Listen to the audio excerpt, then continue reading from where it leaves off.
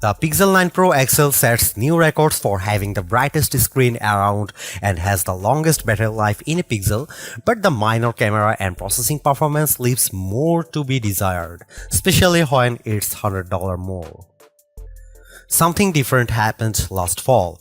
For the first time in a long time, I made a Pixel phone as one of my daily drivers, and it's a decision I don't regret after putting the Pixel 8 Pro through countless photo shootouts and comparisons against all the best phones around. Now that its successor is finally here, I have high expectations for the Pixel 9 Pro XL.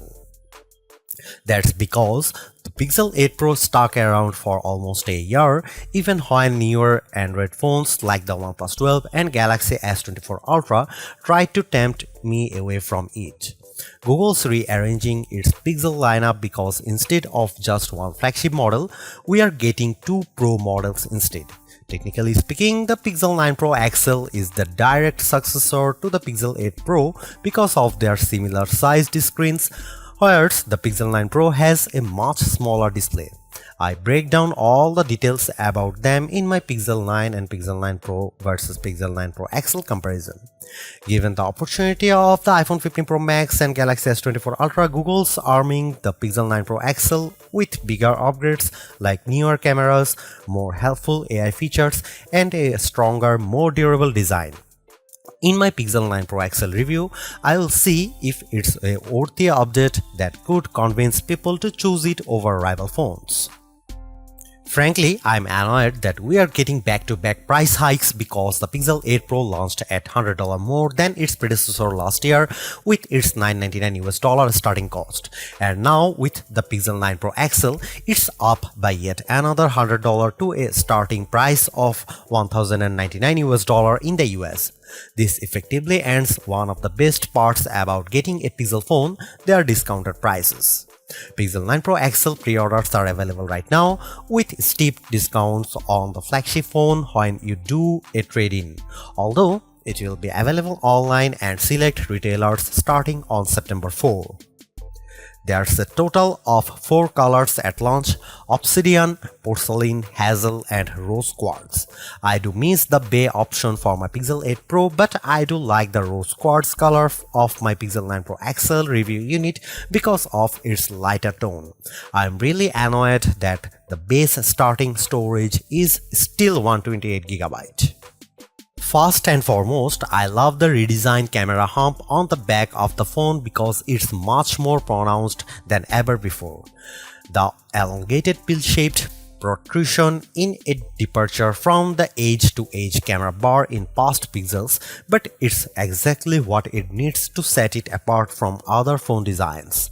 Apart from the camera arrangement, the design of the Pixel 9 Pro XL makes it look eerily similar to the iPhone 14 Pro Max due to the polished metal trims that are now flat as opposed to contoured. I know others may like this change, but it doesn't feel as comfortable to hold as the rounded edges of the Pixel 8 Pro, so it's something I'm just going to need to get used to. Despite this, at least it's still sporting the same matte gloss surfaces as before to give them that always clean, smooth look. Google claims that the design is twice as durable as the Pixel 8 Pro with its IP68 construction, especially with Corning Gorilla Glass Victus 2 protecting its screen. During its Made by Google event, the company made an outrageous claim that Pixel 9 Pro XL 6.8-inch Super Actual display reaches a peak brightness of 3000 nits. I didn't think it was ever going to get close to that in our testing, but I was mistaken. Hands down, the Pixel 9 Pro XL has the brightest screen we have ever tested, reaching a blinding peak of 2469 nits, a substantial improvement over the 1526 nits of the Pixel 8 Pro. And you know what? It shows outside when I play the same 4K HDR clip, with the Pixel 9 Pro XL being noticeably brighter than the Pixel 8 Pro.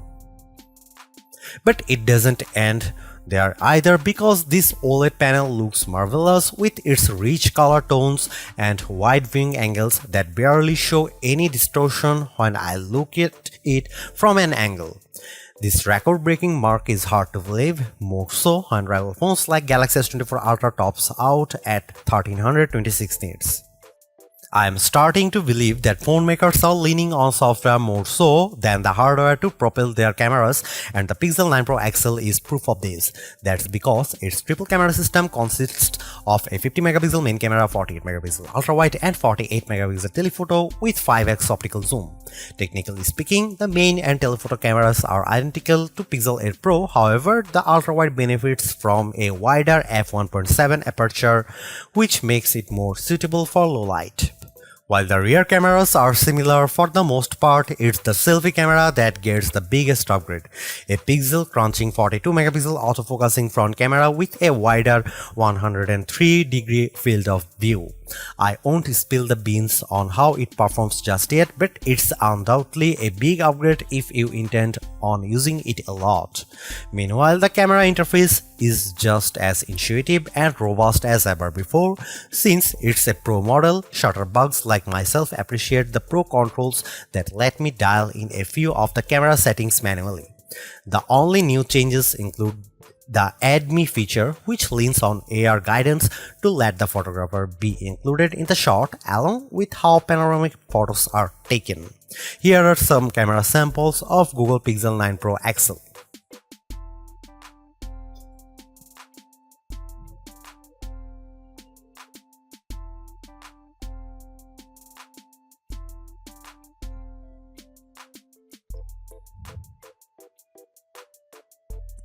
Another reason to choose the Pixel 9 Pro XL is because of its ability to shoot at up to 8K 30 FPS, whereas the previous Pixel 8 Pro caps out at 4K 60 FPS. On one hand, I like the extra utility of 8K recording because it gives me more playing zoom to edit videos by cropping them or adding digital pans or zooms in my video editing software, but you will need a high performance machine to handle them. While there are plenty of shooting modes and settings to adjust with video, like choosing between 24, 30 or 60 FPS, it still lacks full manual controls to get me the look I really want to go after. Here are some video samples of Pixel 9 Pro XL.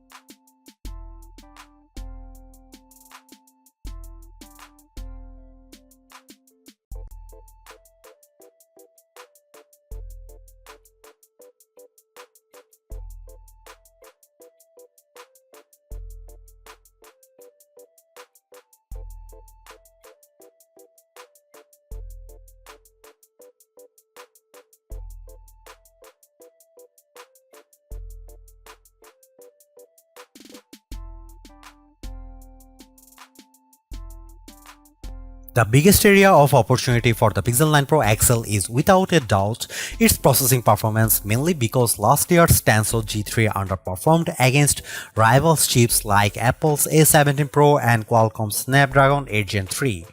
With the Tensor G4 calling the shots, it's an improvement over the Pixel 8 Pro with Geekbench single and multi-core scores averaging at 100, 929 and 4747 respectively. On paper, it beats Pixel 8 Pro's scores of 1699 and 3666, but it trails the performance benchmark results of the iPhone 15 Pro Max and Galaxy S24 Ultra. Despite this, I am happy to report that its performance is buttery smooth and responsive with all the normal functions I do on my phone. I am also pleased by how it manages to keep more apps in memory with its upgraded 16 GB of RAM, which means less refreshing if I am multitasking.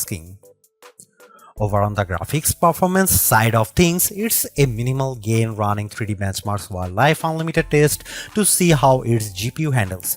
Its 55.63 FPS score in well in line to what I expect out of a flagship device, but it's barely an improvement over the Pixel 8 Pro's 52 FPS score. And compared to the Galaxy S24 Ultra and iPhone 15 Pro Max, the Pixel 9 Pro XL doesn't come close to matching their insane frame rates. But don't let GPU performance tests be the single determining factor, because I loaded up Age of Origins and Modern Comfort without any hitch to either of their performances, even when there's a lot of action happening. The Tensor G4 might not be the speediest piece of silicon on the market, but it's certainly bringing along improved power efficiency. That's because of Pixel 9 Pro XL has 5060 mAh battery, which is marginally better than the Pixel 8 Pro's 5050 mAh1. Given how the Pixel 8 Pro came up short at 10 hours and 3 minutes in our battery benchmark test, I'm impressed that Pixel 9 Pro XL beats it in stunning fashion, clocking at 14 hours and 37 minutes at its longest. This is the kind of leap I want to see in any successive device, so I am delighted that we finally have a Pixel with extraordinary battery life. It has taken years to get here, but it's lasted me easily through a day with little worry. In fact, it hovers around 15% battery life each night right before bedtime. Battery life is a key area people look at when buying a phone, so it's long overdue that a Pixel can finally keep up with the competition. On the flip side, the Pixel 9 Pro XL also gets a boost with faster 37W wire charging, which is slightly off from Pixel 8 Pro's 30W charging. This results in getting 63% charged when in 30 minutes of charging, while the Pixel 8 Pro got to 59%. However, wireless charging is still capped at 15W with the use of a second-gen Pixel stand and a slightly slower 12W speed with QI wireless charging. Usually, Pixel devices launch with latest version of Android, but Google's choosing to launch the new Pixel 9 lineup with Android 14 as opposed to Android 15. I know there are people who are on the fence about this decision, but I'm not. Yes, there are certainly new features that accompany Android 15, but the new exclusive Pixel features are enough to tide me over. Of course, AI features play a huge part in Google's phones, and the Pixel 9 Pro XL is no exception. While it doesn't gain as many features as what the Pixel 8 Pro introduced, I do like how the majority of them have a practical purpose. Here's all the new AI feature. First of all, Google Gemini is the virtual assistant that handles everything on the phone, from asking it to create a list of places to visit on your vacation to controlling your favorite smart home devices. What's even better is that I can access Gemini Live by pressing on the corresponding button in the Gemini app. What I am impressed most about Gemini Live is the assistant's ability to handle natural conversation, like when I ask a follow-up question while it's speaking. It's even better that it sounds like I am having a conversation with an actual person.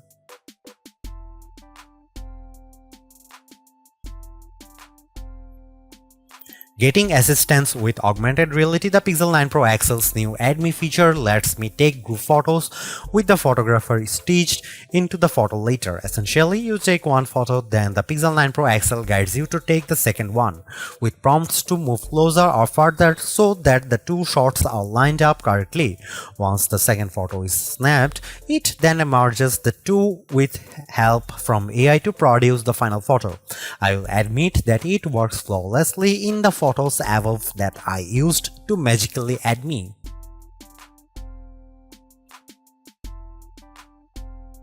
Technically a new feature within Magic Editor. I love how the new Reimagine feature uses generative AI to tweak my photos. It works based on backgrounds which I used to changes up the shots with the photos above. By writing down my request in a text box, I am surprised by how it generates the new set of images in less than 4 seconds. While it does accurately produces what I want, it can still occasionally mess up, but it works nicely for the most part. The first image is the original one in the gallery above, and the rest are generated with the Reimagine feature. Pixel Studio uses a text box to generate new images and sketches based on my description. I asked it to make an image with black cats fighting against Teenage Mutant Ninja Turtles on the bench, and I am astonished by what it produces. Yeah, I get a good chuckle from all of them, but it was super quick at generating the images. No other phone currently offers anything similar to this out of the box, so it's a tool I can see myself using. Clearly, there are improvements with the Pixel 9 Pro XL. Apart from its brighter display and longer battery life, everything else about the Pixel 9 Pro XL feels like its modest upgrade at best, which is made tougher due to its $100 price increase. While the new AI features are helpful, I was hoping for bigger improvements around its camera and processing performance. Given that the Pixel 9 Pro has the same exact camera arrangement as this, there isn't much justification on picking the Pixel 9 Pro XL for photography. And compared to its direct rivals, the Galaxy S24 Ultra and iPhone 15 Pro Max, they definitely cost more but have better performance overall.